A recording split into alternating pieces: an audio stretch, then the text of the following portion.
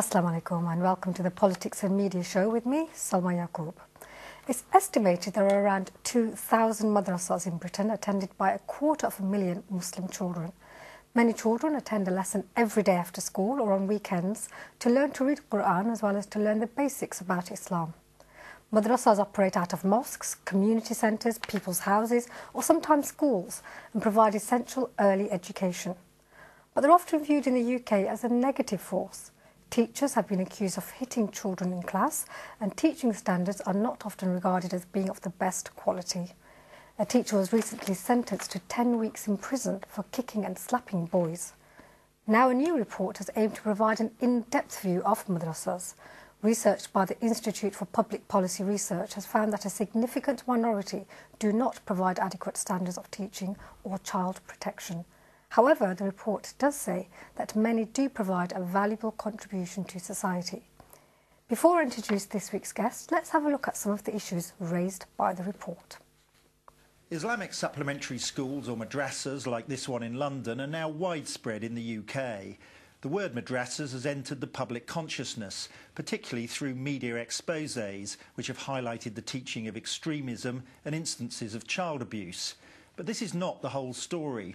And this IPPR research project is the first to look in detail at madrasas in the UK and to examine their wider role in British society. Pupils, parents, teachers and imams have been keen to help us throw more light on this often misunderstood sector. It's very important to be shown to the whole society that what we're doing is for the benefit for the whole society, and then it will promote a good generation which are proud of their own religion, proud of their culture, and also proud to be citizen in this society and to be a part of the whole society rather than isolated communities within this country. The second one is very important for the Arabs who are their mother tongue is Arabic and brought up in this society. It's very important to keep their culture and their language.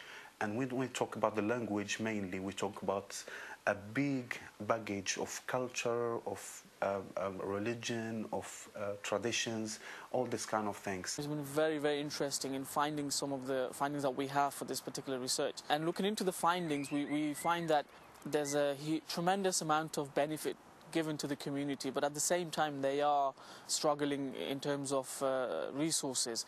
In terms of educational attainment, the supplementary schools are doing quite well because they are amalgamating both. When I say both, I mean they are amalgamating the Islamic studies or the religious studies with the national curriculum. So in other words, students are getting support from the supplementary school teachers for the mainstream schools. But at the same time, they are also being given the cultural teachings and most importantly from these institutions, we find that the religious aspect is also covered. So in other words, they have a whole package given to them through these madrasas. The research did uncover some issues which the madrasa sector needs to address. In 40% of madrasas, there are no staff with a UK teaching qualification of any sort. More worryingly, in nearly 10% of madrasas, no CRB checks on staff are carried out, and a similar number check only some of their staff. The findings from the research clearly fill a major knowledge gap on madrasas in the UK. One of the key areas for improvement for a number of these institutions is around safeguarding children. However, the research findings also illustrate a perfect example of big society in motion, which has been thriving for over 2 decades. There's an obvious need to capitalize on the good work that's been achieved by a number of these institutions. We also need to start recognizing them and engaging with them more as valuable supplementary schools, acting for the benefit of young British Muslims in the UK. IPPR's Madrasas project has come up with a number of key findings. A national registration scheme for madrasas should be established, coordinated by the Mosques and Imams National Advisory Board, MINAB, which should run a system of independent inspections. MINAB should each year select a list of beacon madrasas around the UK to highlight and spread best practice. All madrasas should be added to local authority directories of supplementary schools. Local authorities should broker partnerships between madrasas and mainstream schools to mentor teachers and share facilities. Madrasas should develop greater links with other faith communities to increase interfaith understanding. Madrasas should widen the education they provide. Their main focus will be religious studies, but other subjects should be taught, such as citizenship.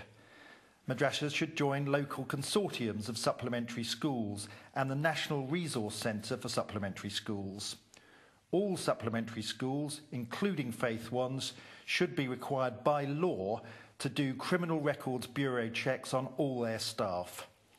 The current ban on physical punishment in schools and other children's settings should be extended to all supplementary schools, including madrasas. All madrasas should have child protection policies and health and safety policies. Well, with me in the studio to discuss the research is Myriam Cherti of the Institute of Public Policy Research and the main author of the report. Welcome to the show. We're also joined by Shaykh Ibrahim Mogra, who runs the Crown Hills Madrasa in Leicester. Thanks for being here. If I can turn to you first, we saw some of what you had to say in the report there as well. Were you surprised by the findings? Research has to be located in the context of where very little data is available on madrasas in the UK, apart from the kind of media reports that are not based on any kind of rigorous research or anything. So most of the knowledge we've got about these madrasas is sort of negative portrayal of institutions. Exactly. So focusing on child abuse or radicalization of young Muslim children. So the report itself started from the premise that there is no data available about these institutions. So what we wanted to achieve first is really to try and get a better understanding of the sector as a whole, try and see what sort of impact these madrasas have on child development, educational achievement, etc. So the data that we managed to find is, in a way, more reassuring than what we were expecting. So that was quite surprising for you? Absolutely. Because what we found out is that actually this is a thriving sector, not totally informal, because over 70% of these madrasas are registered charities, which means that they've got a set of regulations, they've got a board of trustees that monitor development, etc. It's a very independent sector in the sense that it doesn't get much funding from the public. So that's another big perception. Exactly. That public taxpayers' money is going into these madrasas. Very little of that is... So what percentage would you say, sorry? Well, it's mostly local authorities, and it's only 2% out of the whole thing. So most of the funding comes from pupil fees. That's about 90%, and other type of donations, and no government funding whatsoever. So local government, but not sort of national government. Well, it seems pretty amazing that 250,000 children are being schooled on a very regular basis by the community itself. Absolutely. So if we can talk about big society, this is really the big society in motion, and they've been... I mean, the sector has been thriving for over 2 decades. So it's not something that's happened overnight, and they are able to sustain that. And most importantly, it's an oversubscribed sector as well. I mean, a quarter of the madrasas that we've surveyed have got long waiting lists. So there is a demand for the sector. I think there are areas for improvement. We found out a lot of kind of good practice examples happening mostly in the north of England. So there were a few constructive partnerships with local authorities or mainstream schools, etc., trying to raise the educational achievement of Muslim children. But there were a few kind of gaps that madrasas need to address in terms of innovative, probably teaching methods, more training for teachers. But most importantly, although the picture is slightly positive, I think in terms of safeguarding children, we found out that about 80% of madrasas have got CRB checks on their teachers, but there is still a minority of about 10% that don't have any CRB checks. So that, it's good news that so many of them have those checks set in place, but I think it's equally, I don't think any compromise should be made on health and safety of children and safeguarding children. Well, there's no doubt it's an interesting study. The community itself has had such a rigorous understanding of what's been going on, and perhaps within the community you have stereotypes about what madrasas are about. Have you found this helpful, or do you think the headlines that have been generated, because even now, despite the author saying, look, here's some positives, this report has still been generally reported in not a good way when it comes to dealing with madrasas? Yeah. I think it's important for me to start by congratulating the IPPR. Myriam and her team have done a sterling job. I think it's very, very important for us to have an outside body to examine what we do, so that we get a non-biased report which contains both criticisms and praise, so that we can appraise ourselves and see where we need to improve. What we're doing well, we can do more of it. I think it's also going to be very helpful in terms of the Muslim community being able to pat itself on the back to say, look, here is a record of the good practice that is happening in the country, up and down the country, and all we have to do now is learn from that good practice. Do you think there's almost a fear of Muslims saying, look, we're doing something well, because when things are not being done well, rightly so, people are critical. But it's almost become an atmosphere where if you talk about the good stuff, you look as if you might be ignoring or shoving under the carpet the stuff that does need addressing. I think it's a mixture of all sorts. When you get a continual negative portrayal in the media about madrasas, it wants us to shout out and say, hang on, this is what we do really well. But at the same time, when there's too much praise, there is a danger that those who have got poor practice will hide under cover of that good praise and not bother to improve themselves. So there is a lot of work that needs to be done, even with those who have good practice. It's not the end of the line. There is always room for improvement to be better and better. To the Telegraph, sorry for interrupting there were over 400 allegations of physical abuse when it came to some kind of Islamic institution with children. And that is shocking. That is totally unacceptable. I mean, I appreciate the need for the legal side and how the law requires CRB checks, where it requires it, where it doesn't require it. But even from an Islamic perspective, from the teachings of the Sunnah, I mean, to treat children in this manner is totally against the Sunnah. It goes against the teaching of compassion and care for younger people. The Messenger, peace be on him, was very, very clear about this, that those who fail to show mercy and kindness and compassion to younger ones are not from us. So what more warning do we need? And it's shameful, it's a disgrace that even having learned these things from the Sunnah, we continue to mistreat our children in this way. It's ironic that the very place where we are teaching our children the values of compassion and the great example of the Prophet Muhammad, peace be upon him, in the name of discipline, and let's be honest here, I mean, I've witnessed this myself. Yes. In the mosques, it was not unusual for sticks to be used, for children to be hit, and this was saying, well, this will keep them in line, and that's been the justification. There's nothing that can justify this kind of treatment of children. I mean, even if you need to reprimand children and show them that they've done something wrong, there are other ways of doing that. They are more peaceful, if you like, more not very physical, not physical ways of reprimanding them. Some of the cases you hear about is a child is being beaten up because they did not know their lesson, or they were unable to learn the lesson. How does that help the child? I mean, I just can't get my head around this. How can you help a child learn the lesson by beating them? It just doesn't work. They need care, they need support, they need understanding. All children have different abilities. So with a bit of love and care, we can encourage that child who is struggling to do more. And of course, you're a head teacher yourself of a madrasa. What kind of policies do you have in your school? I mean, The Guardian wrote it in positive terms, in terms of what your school has achieved. So it's showing that there are different ways. Indeed, and we're not unique. We're not the only ones. I'm sure, as the report has highlighted, there are many other places where there is very good practice. We have an absolutely zero tolerance for any physical abuse of children. Not only that, but even verbal abuse. We have a very strong ethos that if you're going to reprimand a child, it should not be through screaming and shouting at them. You have to show the Islamic manners so that the children learn from you. It's such a big shock to them that we've done something wrong, yet our teacher is still being polite and nice about it. So we have to re-examine our own methods and all that. But that comes with time. I mean, we don't expect everybody to be at this level over a short period of time.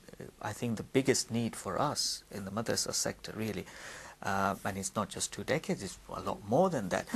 The biggest need for us is training for teachers.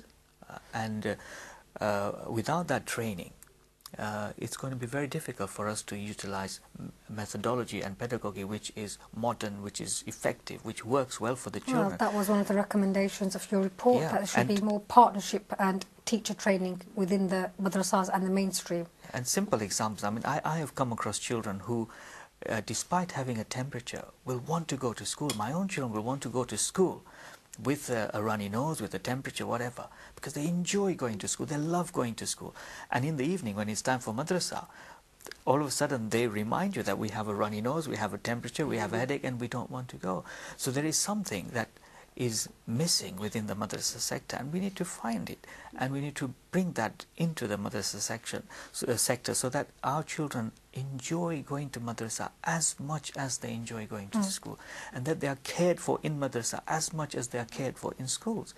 The love and attention. Because clearly the mainstreams managed to do it. They are teaching thousands and thousands of kids every day, same kind of class sizes, without resorting to these methods.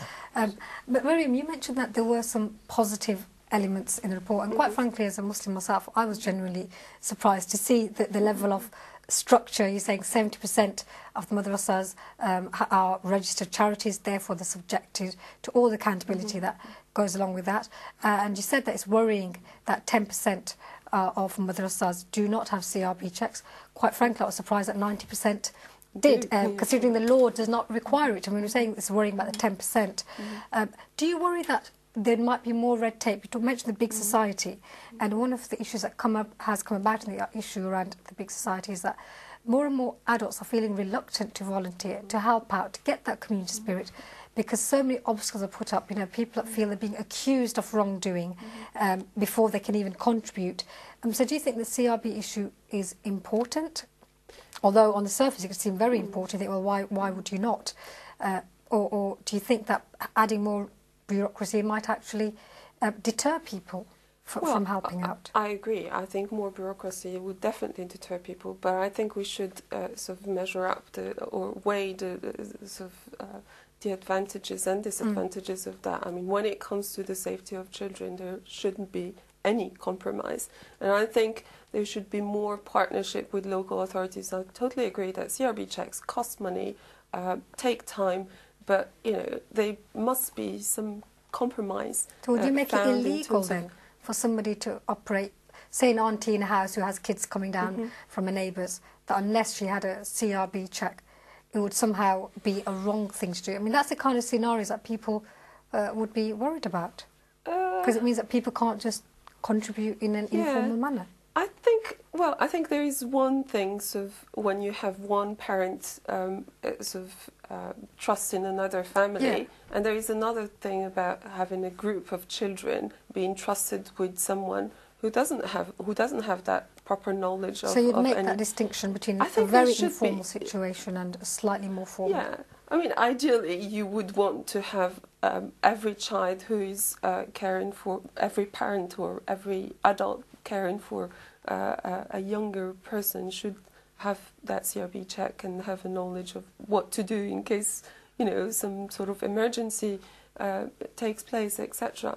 But I think, you know, we should really sort of measure up all this, and you know, I think it's the duty of government to try and support this thriving sector. It's time At the moment, the government seems to be distancing itself. There is no engagement whatsoever with these madrasas, except from a security basis. And, you know, most of the engagement that has taken place was from a prevent perspective. Yeah. So I think it's prism to start with. Absolutely. I think, you know, it's about time to take these madrasas as sort of valuable institutions, that need some support in kind of reaching to the level of other supplementary schools in terms of kind of abiding to the law and etc., etc. But they do have valuable contributions. I think we shouldn't be just picking one type of institution and approaching them all the time from a suspect organizations, because surely there are other kind of faith supplementary schools doing exactly the same, and they are not as criticized as madrasas are.